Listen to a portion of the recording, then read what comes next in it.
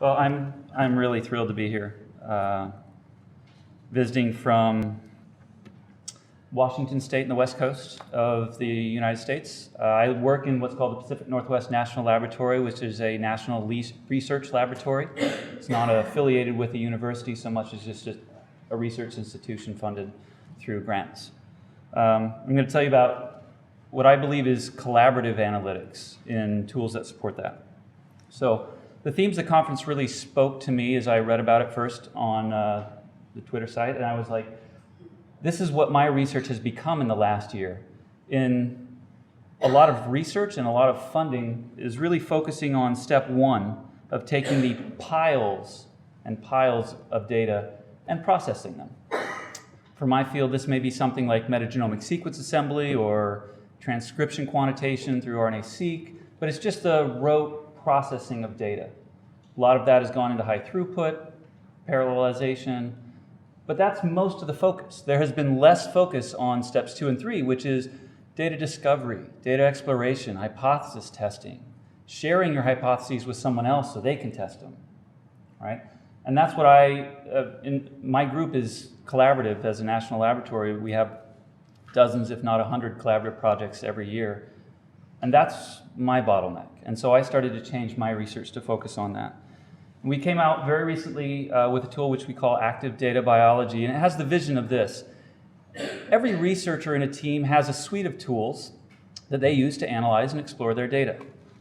That suite could include, if I get a little mouse, something to explore heat maps, something to store biological pathways, a note-taking thing like OneNote, and all of that is synced in GitHub. What I mean by all of it is that the data that is fetched from GitHub. The code that is executed is stored on GitHub. And the insights that you find when you're analyzing your data are stored in GitHub. I heard earlier today Ian talk about compliance. And it immediately struck me that if we talk about compliance in data sharing, we've missed the boat.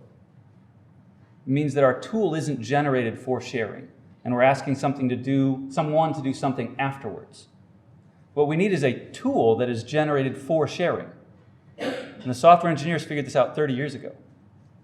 And science has been slow to adopt this, a tool for sharing, not sharing as an idea or a mechanism. So as an example of what this means, this is my GitHub repository for a project called the user study. Here is the metadata file. It started the repository and was checked in on day one. It's not something I dragged out of someone. It started the repository. This is the actual code, that I use to find metadata that is associated with phenotypes. It's in a file on the repository. And if during the 6 months or a year of analysis that I'm doing work with hundreds of people, I decide to change something, or my biostatistician friend says, yeah, you did the wrong test. It's versioned, it's shared, it's saved. There is no barrier to send me that email. Oh, no, that's the wrong one. Send me the real one. I can't tell you how many hours I waste on phone calls doing that. This solves that because it's all there and it's all transparent. The actual insights that you generate, they're saved in JSON files as you're interacting with our JavaScript output, right? It's all there. That means when you're ready to share it with the world through a publication, you just say, this is the GitHub repository. It has everything you need, because it had everything I needed to do it. It's not in a notebook, it's not in my head, it's in software. And that's the solution, is you build tools around that framework. So in the, the tool is actually live, but in the interest of time, I thought it would be best to just kind of show a quick video. So when you come in, there are 3 different tools that you can use. This is a pathway exploration, this is a heat map exploration tool. Heat maps are ubiquitous in my version of biological data. Across the columns are 174 different tumor samples. The rows are all protein measurements that we've made. There's 10,000 of them. Could be transcript measurements, could be SNPs, could be metabolites. It's okay, it all works. But we want you to interactively explore your data here, because then we can track what you're doing and provide you real-time analytics. So real-time analytics look like the following. You go and you say, that clump of tumors on the right, What is it? And these are the real tests that we did with the code I showed you that says, here are metadata categories that distinguish this group from others. One of them is vital status, whether they're alive or deceased. One of them is tumor progression, how long it takes to get there. We do the same exact type of thing for rows, where we get co-expression. We say, tell me what pathways are enriched in my co-expression. That code, which I rewrote the GSEA, is in the repository. There's no longer a question of how do you do GSEA. Did you use Jill Meserov's original code or did you just speed it up, right? It's in the repository. It's totally there. So you just come and you click and you say, show me these genes. That's what they're enriched in. Then you click, oh, I like focal adhesion because that makes sense for me why cancer cells would clump together. So show me the pathway.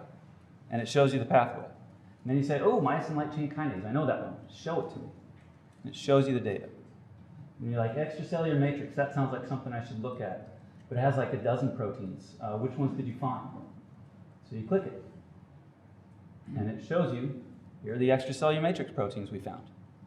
All of it is revealed to you as you're doing your browsing, and all of it's saved. So what happened there was you said, I really like myosin light chain kinase. I want to save that. I want to pin it. If anybody's a Pinterest user in here, I want to pin it. I want to put it on my thought board. And we go out and we say, I can find more information for you about that protein. I can scrape NCBI's webpage, and I can find the exact page for that accession, give it to you. Here's a hot link that you can use to research if you want. I can query PubMed and say, tell me everything written about myosin light chain kinase. There are your PubMed titles.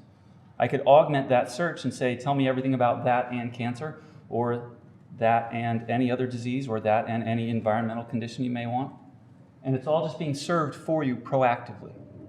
And everything you do is tracked. Because this is GitHub, I can say, hey, show me my collaborators' canvas. What did they find that was interesting? And you do that. And you check theirs out. You revert out of it. It's just transparent. That's the tool that we built for sharing data. It's a tool, I really think it's important to say, it's a tool built for sharing. It's not sharing after the fact. So that's all I got. Oops, go to my last thunder slide.